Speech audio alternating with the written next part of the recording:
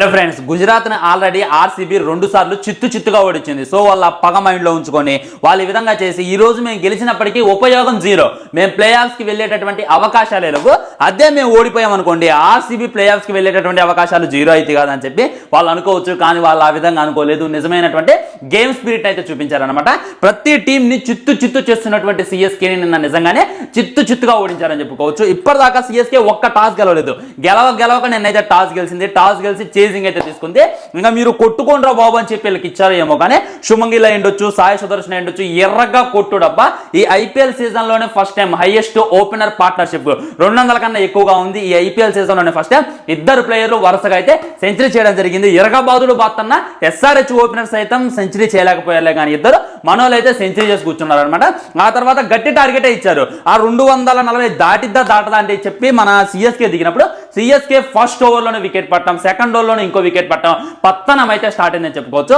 ఆ టైంలో నిలబడ్డాడు మోయిన్ అలీ అయ్యుండొచ్చు, మిచెల్ అయ్యుండొచ్చు. నిజంగా మంచి నాక్ అయితే ఆడారు. ఇంకా వీళ్ళిద్దరు కానీ ఇదే విధంగా నిలబడితే ఆ తర్వాత వచ్చినటువంటి రవీంద్ర జడేజా ఉన్నాడు, శుభం దూబే ఉన్నాడు, ఆ తర్వాత మన ఎంఎస్ ధోని ఉన్నాడు. ఖచ్చితంగా సిఎస్కే ఈజీగా ఈ రన్ చేజ్ చేస్తుంది అని చెప్పి అందరూ అనుకున్నారు. కానీ సతికలు పడిపోయింది అనమాట. మాస్టర్ అయినటువంటి మహేంద్ర సింగ్ ధోని వల్ల కాలేదు, రవీంద్ర జడేజా వల్ల కూడా కాలేదు.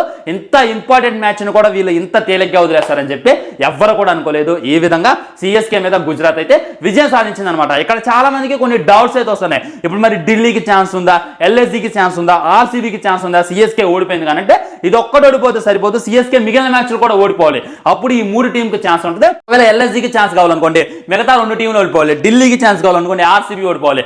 ఆర్సీబీకి ఛాన్స్ కావాలనుకోండి, ఇప్పుడు నడుస్తున్నటువంటి ప్రతి ఒక్కటి ఓడిపోయేటటువంటి అవకాశం ఉండాలి. అప్పుడు ఆర్సీబీకి అయితే 4th ప్లేస్ దక్కింది. 4th ప్లేస్ దక్కడం వల్ల ప్లే ఆఫ్స్కి వెళ్ళడానికి చాలా అంటే చాలా తేలిక అయిపోతుందని చెప్పి 100% అనుకోవచ్చు. ఇంకా నాకు నిన్న మ్యాచ్ ఇంకా హైలైట్ అనిపించింది ఏదైనా ఉంది అంటే ఆ క్యాచెస్ అబ్బా, ఒక్కొక్కరు మామూలు క్యాచ్ పట్టలేదు. ఆ రన్అట్ ఏదైతే ఉందో ఇంకా హైలైట్ అని చెప్పుకోవచ్చు. అది ఇంకో లెవెల్ అనమాట. దాని గురించి అంత డిస్కషన్ చేసుకున్న తక్కువ అనమాట. అండ్ ధోని రావటం మ్యాచ్ ని గెలిపిస్తున్నాం అని చెప్పి అందరూ కూడా అనుకున్నారు. కానీ ధోని వల్ల కూడా కాలేదని చెప్పి ఇంకా ఇది అనిపించింది అనమాట. ఇప్పటిదాకా ధోనిని మనం చూసామన్నమాట. హైయెస్ట్ రన్ చేజ్ లో ఉండొచ్చు, లాస్ట్ లో వచ్చి 4లు కొట్టడం, 6లు కొట్టడం లాంటివి చేస్తాడు. ఇక్కడ 2వ ఓవర్లోనే టార్గెట్ చూసుకున్నట్లయితే 60 ఉంది. ఓవర్కి 30 కొట్టినా ఈజీగా గెలిచేస్తామని చెప్పి అప్పటికి కూడా సిఎస్కే అభిమానులు ధీమానైతే వ్యక్తం చేశారు. అయినప్పటికీ వాళ్ళు వేసినటువంటి ఆ బౌలింగ్ అయితే సలాం కొట్టొచ్చు అనమాట. ఇప్పటిదాకా గుజరాత్ ఆడింది ఒక లెక్క, ఇప్పటి నుండి ఆడుతుంది ఒక లెక్క అనేలా ఆడింది. నిన్న నిజంగా రషీద్ అయి ఉండొచ్చు, ప్రతి ఒక్కరు కూడా వేరే లెవెల్ బౌలింగ్ చేశారనమాట. ఉమేష్ యాదవ్ కూడా ఎరగదీసిండు అని చెప్పుకోవచ్చు. ఇప్పటిదాకా ఉమేష్ యాదవ్ ఫామ్ లో లేడు. తను ఈసారి గుజరాత్ తీసుకోరు, తను మెగా యాక్షన్ లో వస్తుంది అని అనుకున్నారు. కోటన్నిటికి కూడా పులి స్టాప్ పెట్టాడు. అండ్ ఆఫ్ఘనిస్తాన్ లో ఉన్నటువంటి one and only best bowler ఎవరు అంటే రషీద్ ఖాన్. తన వల్ల కూడా బౌలింగ్ కావట్లేదు. మొన్న ఆర్సీబీ మీద చూసుకున్నట్లయితే ఎరగ కొట్టుడు కొట్టించుకుంటూ జాక్ అయితే 46 బాల్లోనే సెంచరీ చేసిండు, తన ఓవర్లో ఎక్కువ కొట్టిండు. ఇక రషీద్ ఖాన్ ఫామ్ కూడా పోయింది అనుకున్నారు. కానీ వాటన్నిటికైతే నిన్న సమాధానం చెప్పింది అనమాట.